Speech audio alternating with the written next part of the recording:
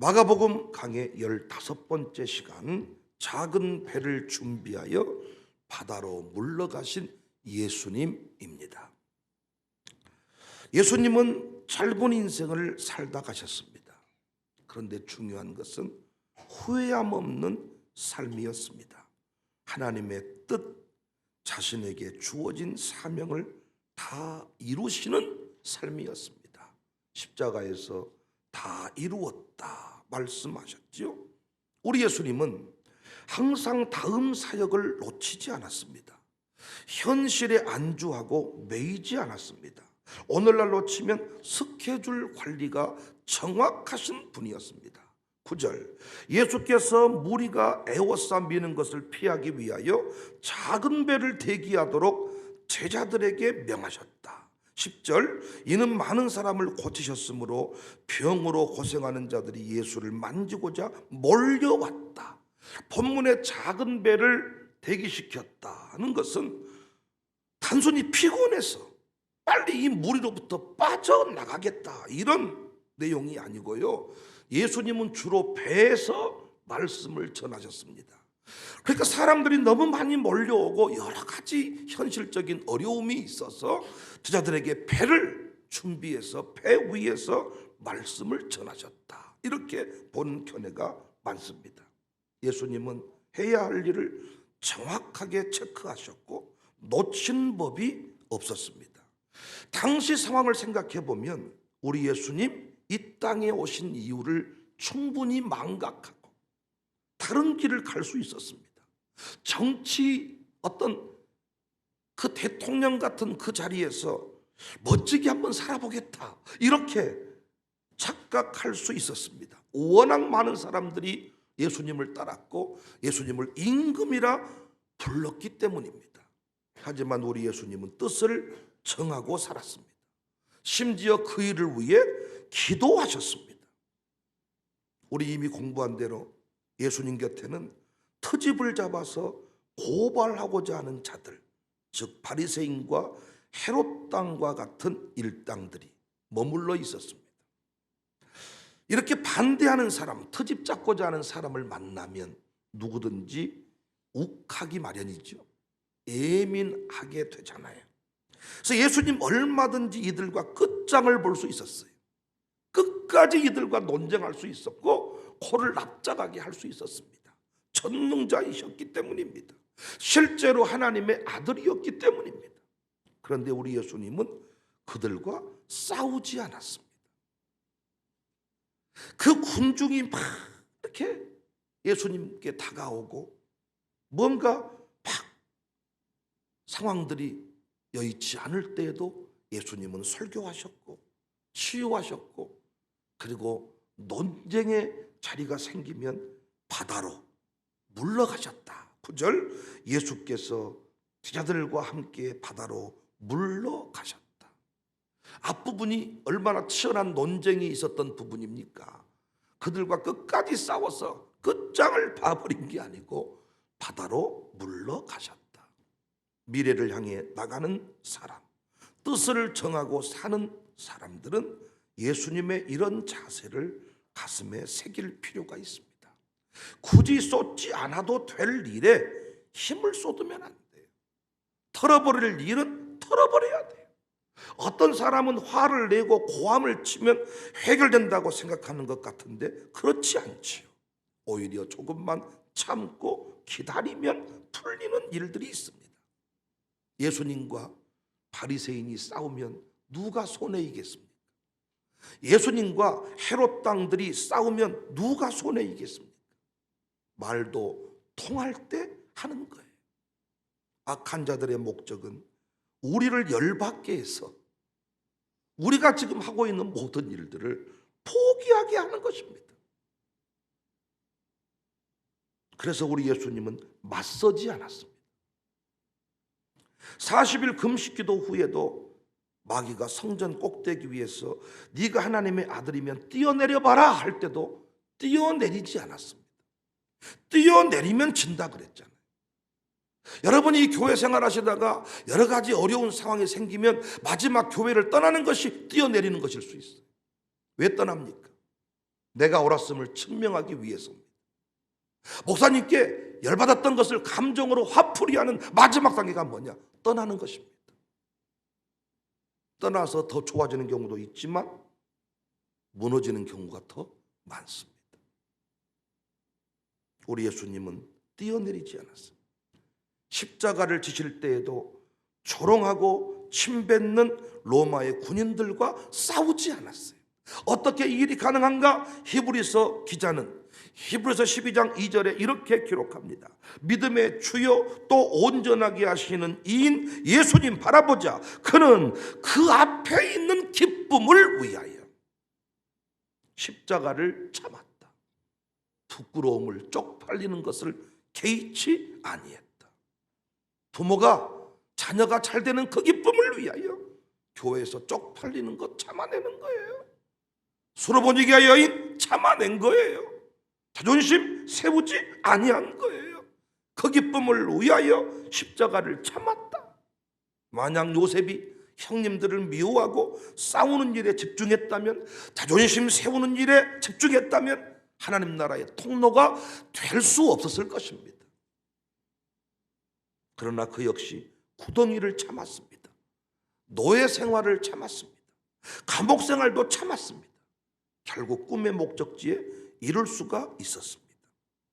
국회의원들 중에 초선 의원들 보면 막 고함치고 감정 드러내고 난리를 치죠.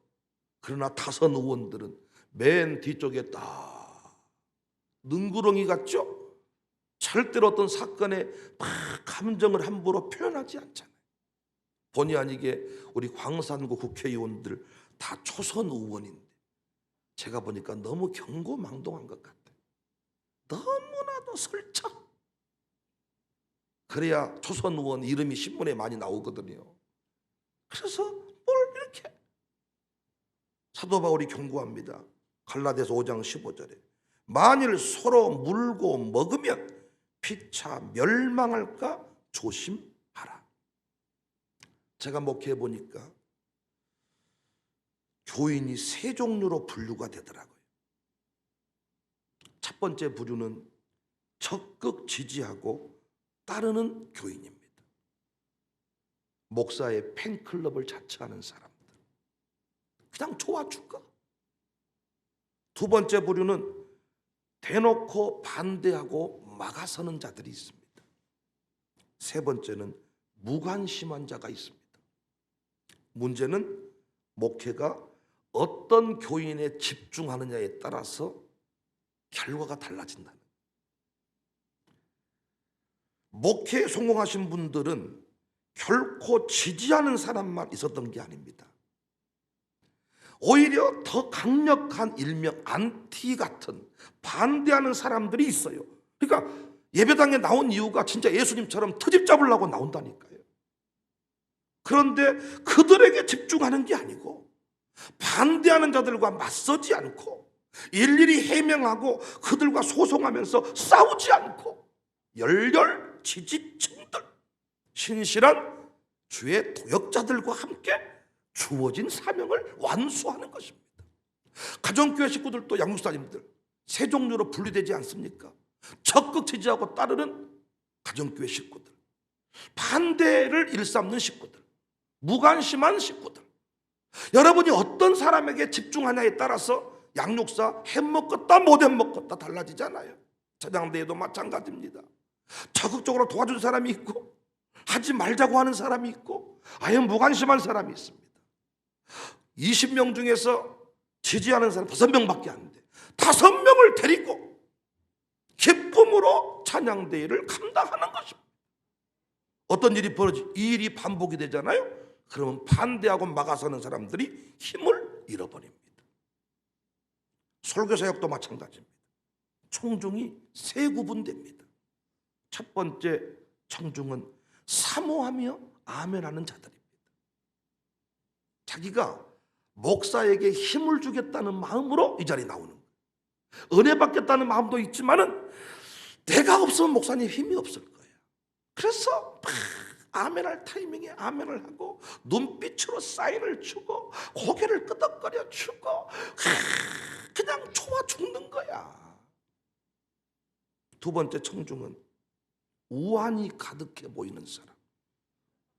표정 보면 알아. 그러니까 아멘 하려고 나온 게 아니고 그냥 자기 종교 생활 중에 그냥 해야 될 일이기 때문에 나온 사람. 세 번째 종류는 무관심해.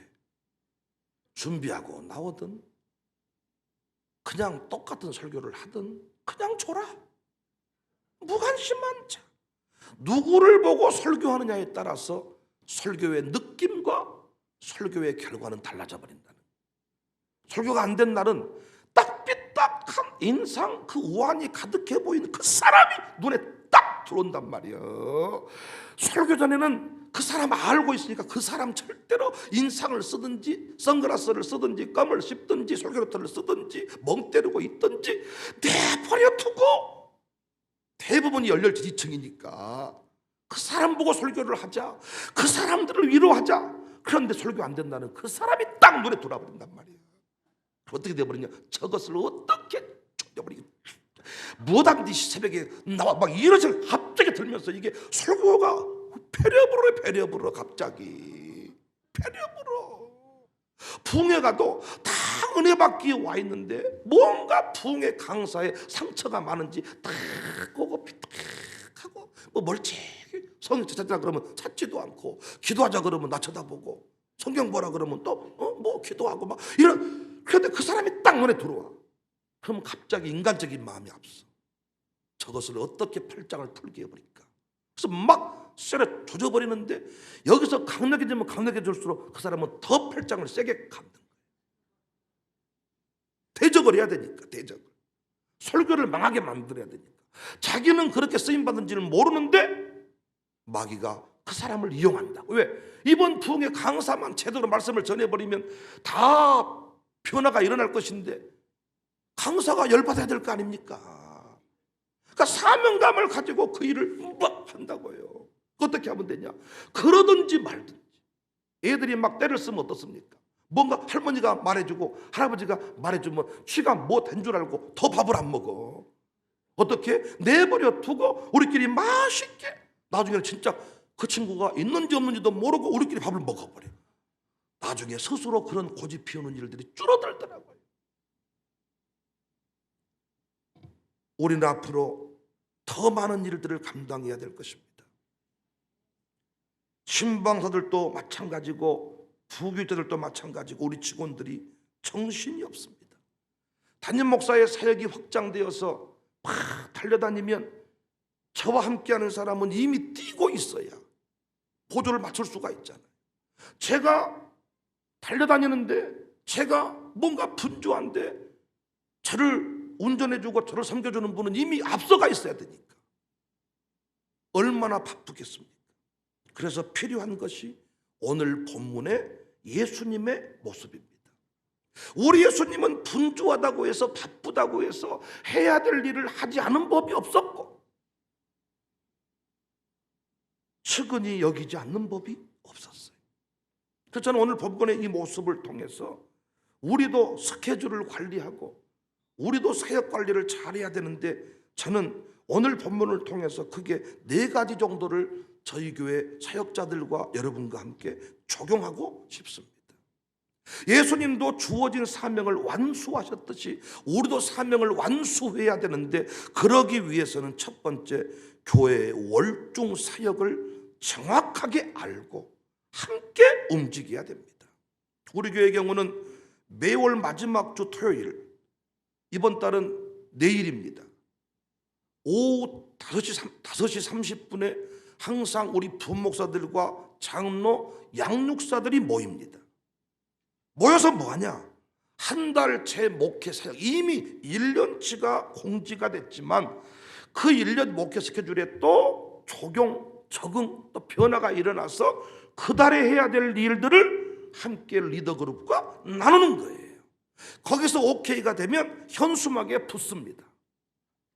그런데 여전히 제가 보니까 양육사쯤 되셔가지고도 직원이라고 하면서도 이 스케줄을 함께 공유하지 못하고 함께 가지 못한 자들이 있습니다. 잘못된 겁니다. 우리 예수님은 그렇게 하신 적이 없습니다. 하나님이 정해준 스케줄대로 정확하게 시간표대로 움직이셨습니다. 여러분이 저를 돕는 동역자라고 한다면 제가 공지한 그 스케줄을 기억하고 담임 목사가 지금 최소한 이 시간에 어디서 무엇하고 있는지는 알고 계셔야지. 저랑 다 프랑스도 갈 수 있는 게 아니고 저랑 광신대 강의를 매번 같이 갈 필요도 없고 제가 예부 집회할 때마다 어떻게 다 따라오시겠어요? 그러나 이 시간만큼은 이 시간 우리 목사님이 어디서 설교하고 있겠다, 잘하셨겠지 라고 함께 할 수 있는 마음. 주의 일을 혼자 하는 게 아니잖아요. 두 번째는 감정 관리를 잘해야 돼요. 아까 말씀드렸던 대로 자꾸 욱하게 만들고 시험에 들게 만듭니다. 그러니까 여러분과 제가요, 누구든지와 싸우고 충돌을 하면 안 돼. 우리 예수님은 부딪히지 않았고 오히려 바다로 물러가셨다. 끝장을 봐버릴 수가 있어. 끝장을. 예수님은 끝장을 봐버릴 수가 있고 꼭 코를 납작하게 할 수가 있었는데 그렇게 하지 않았고 성전 꼭대기에서 뛰어내리지 않았습니다. 사역자들, 저와 함께 사명 감당하실 자들의 특징은 감정 관리를 잘 하셔야 돼요. 불편한 감정 드러내지 마세요. 목사가 사역을 하면서 무슨 얘기할 때 저한테 아주 대놓고 인상 쓰지 마세요. 감정 관리하셔야 돼요. 멘탈 관리가 중요합니다. 저도 마찬가지입니다. 감정 관리에 실패하면 설교 사역은 끝나는 거예요. 제 개인 감정이 설교에 들어가 버리면 설교는 끝나는 겁니다. 말씀은 사라져버리고 감정만 여러분이 기억을 합니다. 그래서 싸우시면 안 돼. 싸우시면, 충돌하시면 안 돼. 신방사 간에 싸웠다, 빨리 사역 그만두세요. 신방사 간에 불편한 감정이 있다, 제발 좀 그만두세요. 양육사 간에 서로 싸웠다, 저한테 정중히 양육사 그만하면 안 되겠습니까? 의논하세요. 감정 관리 못해서. 옛날에 신방하면서 얼굴이 참 좋네요. 내가 이 말 했다고 송주를 내면서 상처받았다고. 제가 어떤 의도를 가지고 그렇게 장난할 때도 있지만 제가 신방과 장난하겠습니까?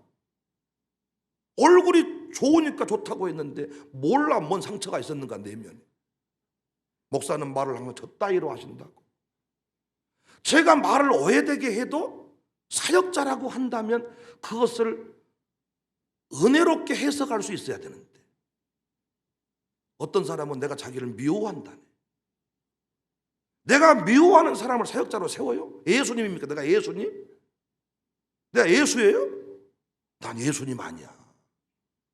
저는 미워하는 사람하고 사역 못해. 감정관리 잘하셔요. 삐치고 토라지고 욱하고. 예수님이 그랬다면 사역은 끝났어요. 감정관리 못하셨으면 로마 군인들은 조상났어. 이빨 3개씩 나가서 다 끝나는. 요셉도 감정관리 못했다면 끝났어요. 감옥에서 폭동 일으켜서 독방 감금 신세. 아마 탈옥을 시도하다가 신창원 꼴났을 겁니다. 감정관리. 세 번째가 시간관리에 철저해야 돼. 우리 예수님은 어떤 모임에 늦었겠어요? 그러니까 사역자들이 어떤 모임에 늦으면 안 돼. 우리 교회는 이 훈련이 잘 돼 있습니다. 그래서 정한 시간에 예배 시작합니다. 1시 반에 예배 드리기로 했으면 아직 기도 맡은 사람이 안 왔을지라도 1시 반에 우리는 예배를 시작합니다. 그래서 요즘 보니까 장례 예배 같은 경우에는 15분 전에 차들이 다 딱 차 있더라고. 우리는 차 출발하기로 했으면 누구 안 오고 전화하고 그런 거 없어. 1시 반에 출발하시면 가요. 우리는 처음에 엄청 소문이 하더라고. 31분에 왔대. 그래서 제가요 시계 하나로만 확인하면 늘 공격을 받으니까 시계 서너 개는 확인시켜. 자기 시계하고 우리 시계하고 항상 왜 틀리나? 내 시계로는 정확했다는 거예요. 서너 개 확인하면 문제가 없어. 물론 얼마든지 기다릴 수 있고 하지만은 예배라는 것은 하나님께 드리는 겁니다. 그 사람을 위한 예배가 아니라 하나님께 드리는 예배이기 때문에 정한 시간에 드려지는 게 맞습니다. 사역자는 시간 관리 철저히 해야 돼. 스케줄 관리 철저. 헐레벌떡 미안해요. 알람 소리 못 들었어요. 미안해 늦었어요. 물론 또 실수했으면 정중히 사과할 필요가 있습니다. 네 번째가 영성 관리. 예수님이 왜 새벽 미명에 기도하셨는지 우리는 기억해야 합니다. 왜 바다로 물러가셨는지 기억해야 합니다. 사랑하는 성도님들, 우리는 세월을 아껴야 합니다. 기회 주실 때 우리는 최선을 다해서 부흥의 역사를 써가야 합니다. 세상에 지도자들, 정치하는 사람들, 사업하는 사람들을 보니까 대충 움직이는 사람이 없어요. 사업하는 사람들이 헐레벌떡 지각하고 어떤 그 바이어와 만남 그 시간에 늦게 오고 실수 이런 거 없습니다. 철저히 관리하고 확인하고 자기 스케줄표에 알람을 설치하고 비서를 세우고 운전기사를 세워서 철저히 그 시간에 도착하도록, 강사로 부름받았으면 정한 시간 도착을 해야 되고 할 말을 잘 추스려서 시간 넘기지 않고, 강사가 5명 있는데 5분씩만 넘겨도 뒤에 사람은 25분을 이미 신번받았기 때문에 5분 얘기하고 내려와야 돼요. 철저히 스케줄 관리, 철저히 관리를 해서 하나님의 사역이 중단되지 않도록, 저는 그래서 그런 일에 좋은 모델이 되기를 원합니다. 철저히 스케줄을 관리하고 시간을 관리하고 질서를 따라 움직이고. 근데 교회들은 그렇지 못할 때가 많아. 초창기 제가 보니까 무조건 30분씩 늦더라고. 15분씩 늦더라고. 그 일상이 돼 있더라고. 그냥 항상 바쁘다는 핑계로 항상 그렇게 아예 그 사람과 만날 때는 15분 30분 늦을 준비를 하고 아예 만나고 있더라고요. 그러면 안 되죠. 세월을 아끼며. 우리 예수님도 사람들이 밀려오고 거의 스타 중에 스타였습니다. 얼마나 피곤하셨겠습니까? 얼마나 힘드셨겠습니까? 그렇지만 변함없이 새벽 미명에 일어나서 기도하셨습니다. 가정교회 찬양 때 분주한 줄 압니다. 그렇지만 새벽기도 빠지시면 안 되죠. 때로는 서울에 사는 자녀가 집에 내려왔다고 해서 새벽기도 빠지시면 안 되죠. 그건 프로라고 할 수가 없죠. 그건 양육사가 할 일은 아니죠. 분주하다고 가정재단 예배를 대충 드리면 안 되죠. 어떤 상황에도 내게 주어진 일들을 하는 게 기준줄, 사역자들의 모습입니다. 여러분은 저의 삶을 쳐다보잖아요. 어떻게 사는지 보자. 지켜보면서 제가 하지 않는 거 여러분도 하지 않잖아요. 그래서 목회가 어렵다면 어렵죠. 그래서 장남이 어렵다면 어렵죠. 그 집안의 기준줄과 같으니까. 우리 작은 배를 준비해서 바다로 물러가신 예수님, 전 아침에 감동이 됐습니다. 바쁘다 이런 소리 입에 달지 않고 살아야 되겠다. 스케줄 관리만 잘하면, 시간 조절만 잘하면 바쁘다 피곤하다 하지 않을 수 있습니다. 바쁘다 늘 이렇게 말하는 거 주님이 기뻐하지 않아. 그럼 내가 너 한가하게 해줄까? 아이고 피곤하다 내가 너 덜 피곤하게 해줄까? 아니, 하나님 나라가 확장이 되면 우리는 바빠야 되고 피곤해야 되는데 그것이 기쁨의 이유가 되지 않겠어요? 그래서 우리가 얼마든지 관리하면, 내게 주어진 스케줄을 잘 관리하면, 시간표를 잘 정리해보면 분명히 새는 시간이 있고 내 체력이 빠져나가는 시간이 있고 놓치는 것들이 있다는 것이지요. 그래서 기도를 위해서 서로 스케줄을 공유하는 것은 좋지만 뭔가 그것이 이게 불평의 이유가 돼서는 안 되겠다. 그래서 우리 모두 끝까지 예수님처럼 한 영혼이라도 실족해 하는 일이 없기를 바라고, 끝까지 각자에게 주신 사명을 잘 감당할 수 있기를 주님의 이름으로 축복합니다.